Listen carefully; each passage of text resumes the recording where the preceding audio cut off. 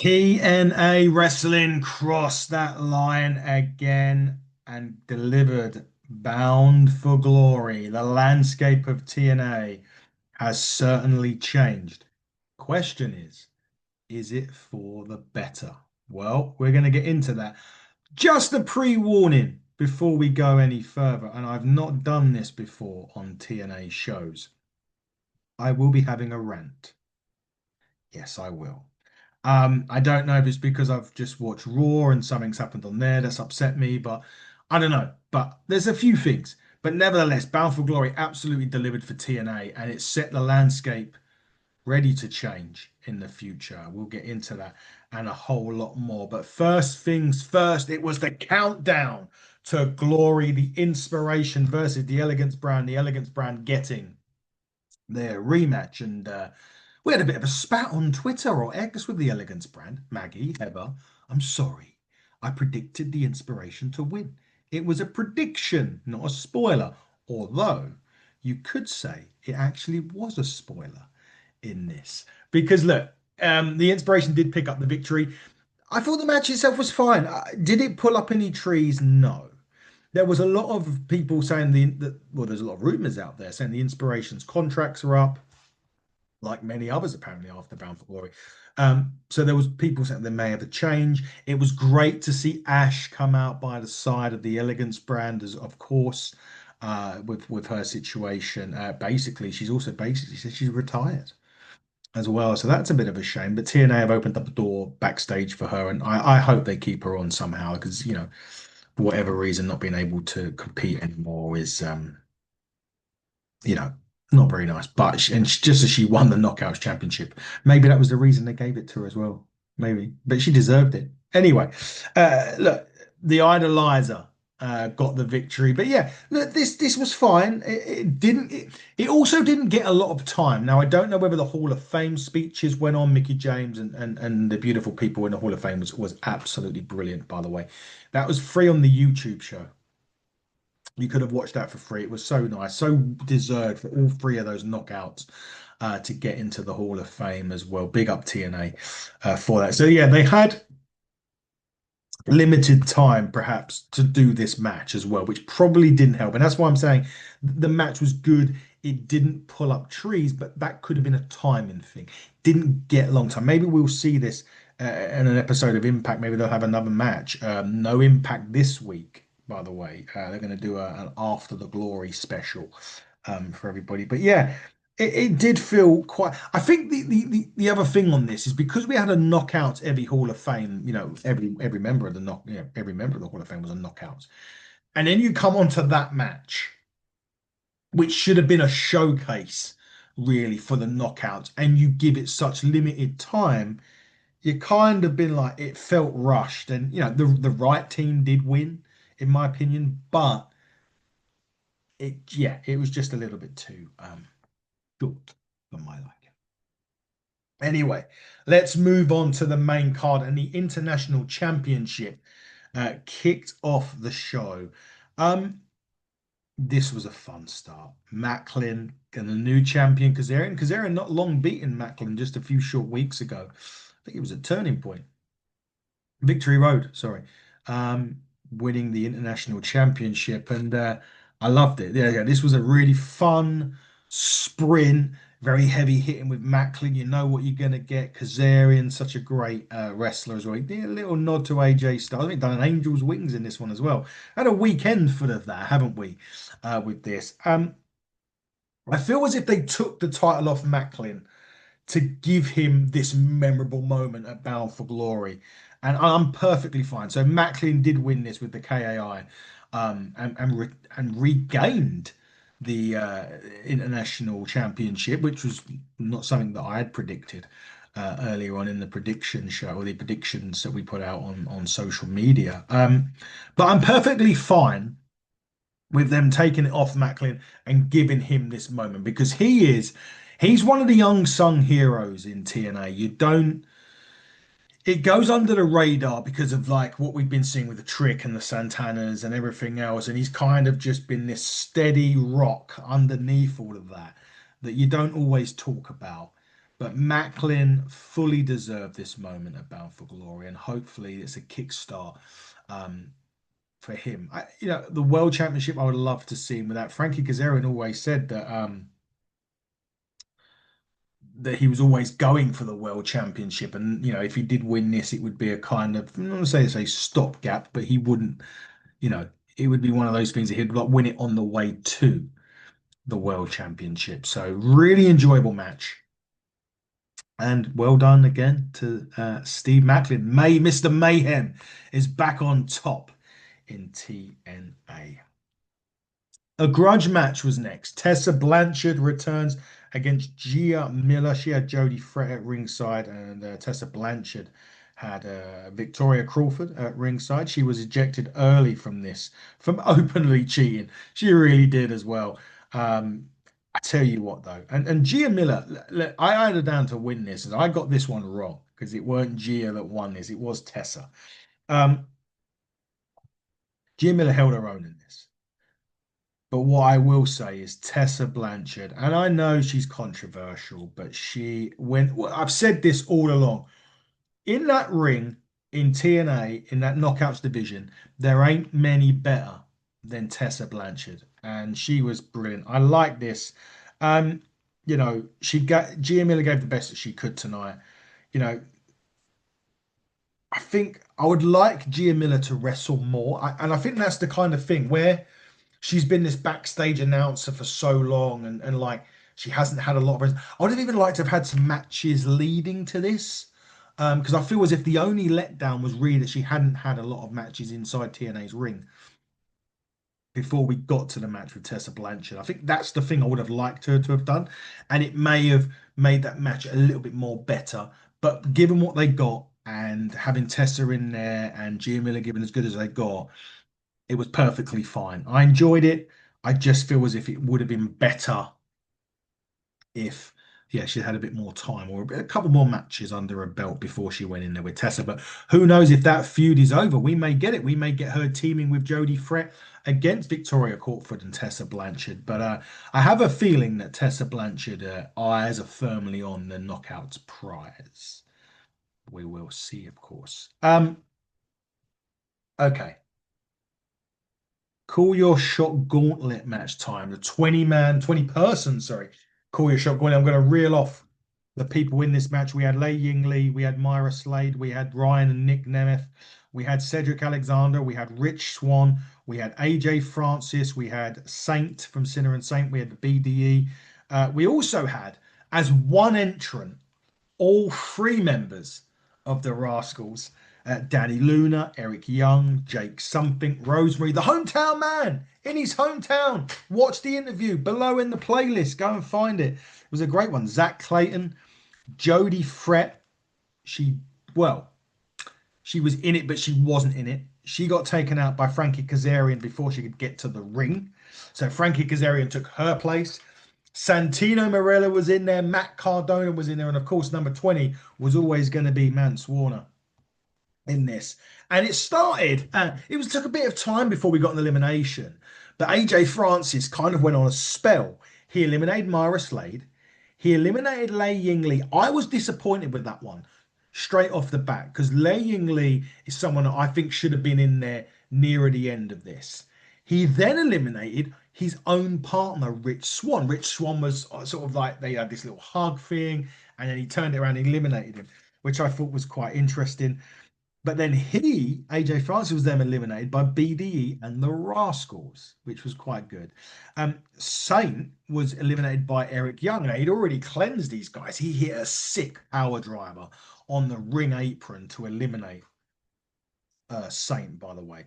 And then Eric Young went on a spree of eliminations. He'd done Saint, he'd done BDE, and he also done Trey Miguel at the same time. And Cedric Alexander as well. So Eric Young was eliminated quite a lot of the field. Jake Something was out sort of halfway, was like the halfway point eliminations by the hometown man. I was surprised with that one as well, if I'm honest with you. Again, I expected Something to be nearer the end.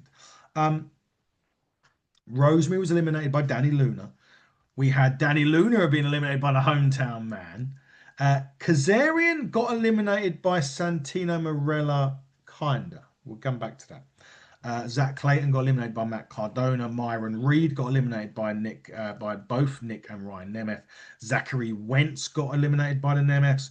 The hometown man was eliminated by Eric Young, who was eliminated by Matt Cardona. He also eliminated Mance Warner.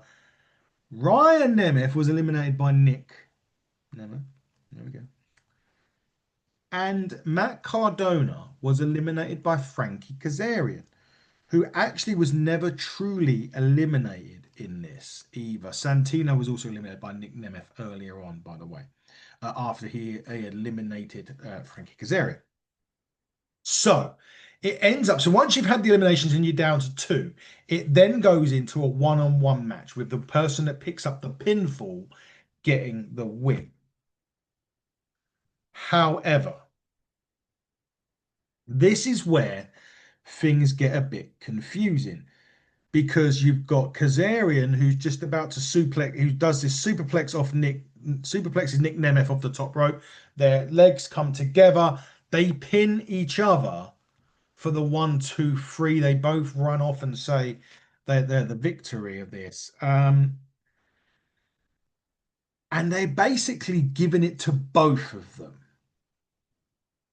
Dual winners of the Call Your Shot Gauntlet. I'm personally not, well, I'm not necessarily a fan. I'm not a fan of it, but I'm also not a fan of it, if that makes sense.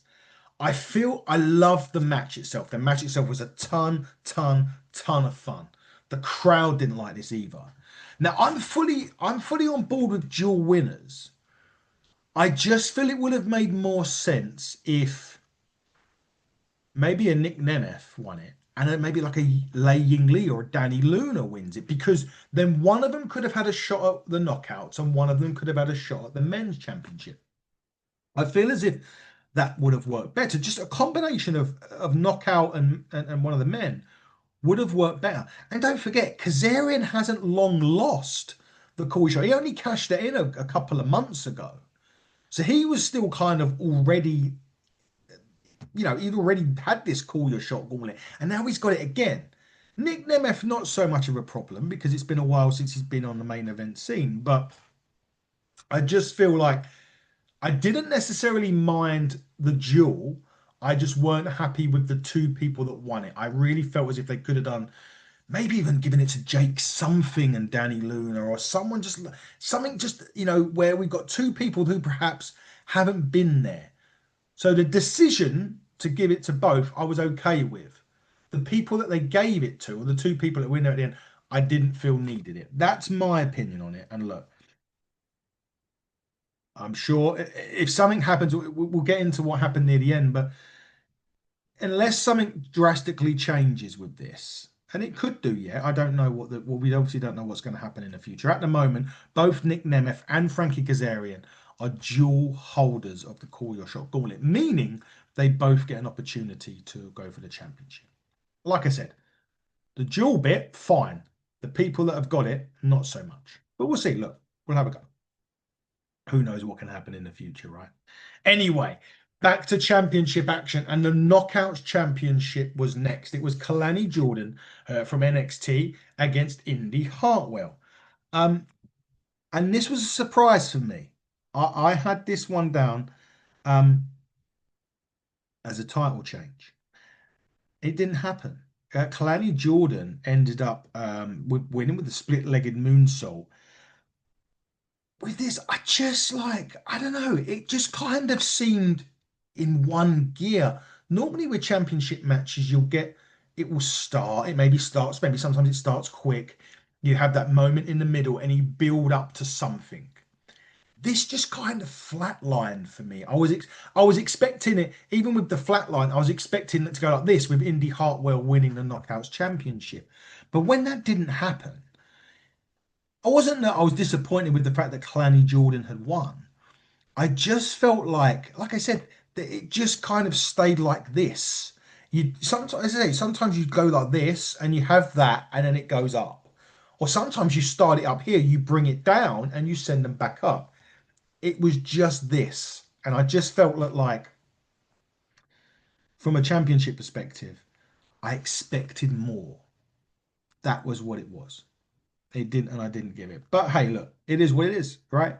Bad day at the office. They could have a match on Impact in a couple of weeks' time and it blows the roof off. And because they're both very capable of doing it. But nevertheless, congratulations to Clanny Jordan still holding on. So NXT still have a bit of TNA. And right now, as we talk, as we get to the rest of the card, NXT have got both championships again, both big championships anyway.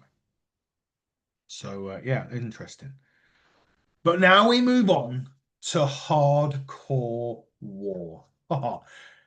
Now I tip, if I had a hat, I would tip it.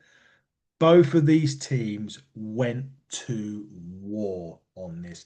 This was absolutely brilliant. Jason Hotch was in first, then it was Eddie Edwards. Now, remember, all the four had the advantage. It's a little bit like war games about the cage, right? So Jason Hotch was in there, then it was Eddie Edwards, then it was John Schuyler, then JDC, then Tasha Steeles, then Alicia Edwards, then Special Agent Zero, then Myers, then Ali, and Moose was last. This for me was fun. It went hardcore. It really did. Um, Alicia Edwards getting blasted through some thumbtacks by Agent Zero on this match was, was brilliant. Um, I thought this was great. It absolutely delivered for me. Both of these teams and both of these two factions have really sort of, I wouldn't say elevated each other, but like I always feel that with this, it was just a great way to end what has been a really short but fun feud in wrestling. And I don't want to talk about sort of things that have happened too soon. That's somewhere else. That's another company, WWE, for that matter. But I thought this was great. I loved it. It needed when it needed to go hardcore. It did. I was surprised anyone else. It was Alicia Edwards that was taking it. Kudos to her.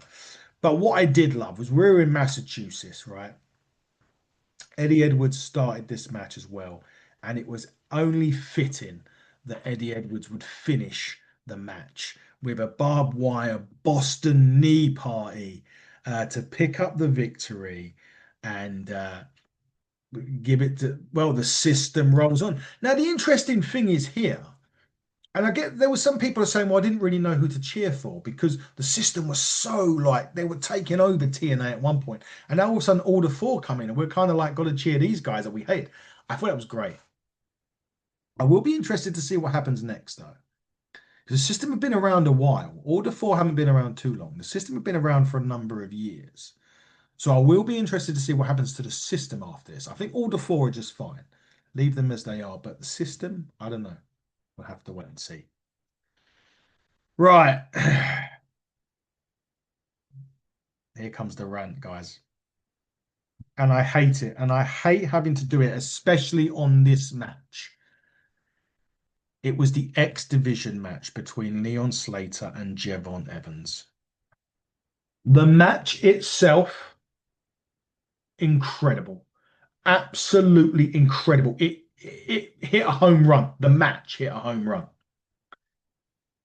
But I'm going to call it as it is. This was WWE booking right now. WWE 2025 booking was this match. The match itself was great. It went to a 20-minute time limit, which the crowd hated. And then they added 5 more minutes. And everyone's like, yes, I was going crazy at this point. It's exactly what I wanted. And then, and I'm going to swear, fucking Dark State comes out and beats both of these guys up, and it ends the match in a no contest. And that right there is everything that is wrong with wrestling right now. WWE have done it on Raw as well. I'm not going to get into that, it's not the right show. But that is absolutely the wrong decision on this match to do. And it infuriates me because the match itself was great. I could handle the 20-minute time limit, right? Maybe more so if they made a bigger deal out of it at the start, right? But it doesn't matter, right? It went to a 20-minute draw. End it. Instead of giving us that crap that you gave us for the last 5 minutes, which quite frankly is fucking awful, end it. Get them to do an 30-minute Iron Man match at Final Resolution. Why not do that? They may still do it, by the way. I'm not saying they're not doing it, but make this make sense. I know Dark State had an issue with Leon and Jevon, right? And I know they're probably going to go to NXT on Tuesday and have a tag. I don't care about that. I care. This is the biggest show of the year. And that right there for me ruined it because the match was brilliant. The time limit draw is fine. I can deal with that. Don't give us 5 more minutes and then end it with that shit. That reeks of WWE booking right now, and I don't like it. And I'm really sorry I've had to do this on the. Normally I don't rant on TNA's show because normally I love it, but that right there, I don't know if it's because I've just watched Raw and something happened on Raw which really infuriated me. So I don't know if that's added fuel to the fire that I'm already having with this. I hated that. I loved that match. I loved it. Why ruin it? Why? So annoying. Sorry. Anyway, I digress, and I'm gonna get back to the positivity now because they did break a North American attendance record for TNA. Over 7,794 fans crammed into that place, and I tell you this, right?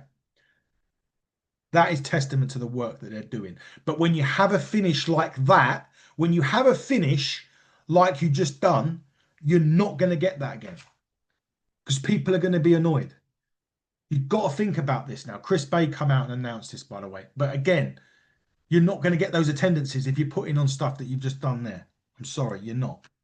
And I love TNA. Everyone on this channel knows I love TNA. We're on media for TNA, and I love that. But I have to be honest and give you my feelings on this. It's so infuriating, and I'm sorry. We're gonna come out of this now because we are gonna get into something. One final table, one final time, one final match for both TNA and NXT Tag Team Championships. It was the Hardys, it was the Dudleys. And we had Brother Runt, Spike Dudley come out with the Dudleys. And it was, it was your classic tables match between these two. And for those of people saying, oh, it was boring, it was slow, you're not going to get the Hardys and the Dudleys of 25 years ago, guys. They're pushing 50. Give them a bit of credit for what they've done. They still went crazy on this. Jeff Hardy was still flying off ladders and doing crazy stuff. My God, it's not going to be like the TLC matches they had. These guys are beat up. They've put their bodies and souls on the line for your entertainment for so long, and they've done it one more time for you guys.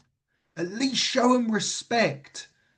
It was fine for what it was. It was nostalgic. It was everything I could have wanted.